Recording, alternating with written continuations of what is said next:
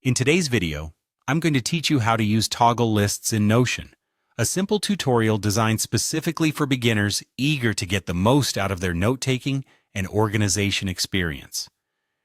If you've ever felt overwhelmed by clutter or are simply looking for an efficient way to streamline your Notion workspace, then toggle lists might just be the trick you need.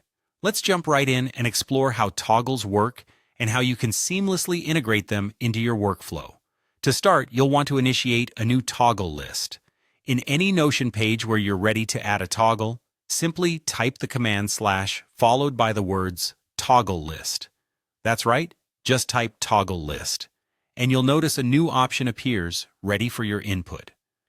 This command creates a toggle list item, which is basically a neat little way to organize content that you can hide or reveal with a click. It's a fantastic method to keep your workspace tidy without sacrificing the accessibility of your notes or content. Once your toggle list is created, the next step is quite flexible and entirely up to you. It's time to add text or any other content under this toggle. Think of this as the main heading or label for the information you want to conceal beneath it. This content can be as simple as a single sentence or as detailed as an entire paragraph. You can even include various types of Notion blocks, like bullet points, to-do lists, or embedded media. This flexibility allows you to customize each toggle to perfectly suit the kind of information you're managing. After adding content under the toggle, you'll want to understand how to use the toggle feature itself. A small arrow icon will appear to the left of your toggle content. By clicking on this arrow, you can easily expand the list to reveal the hidden details, or collapse it when you wish to minimize distractions.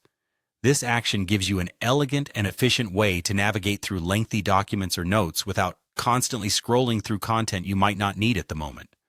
Lastly, toggles are incredibly versatile and can be applied in various scenarios.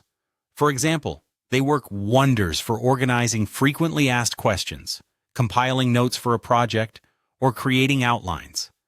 They're especially effective in workspaces where information organization and accessibility are prioritized.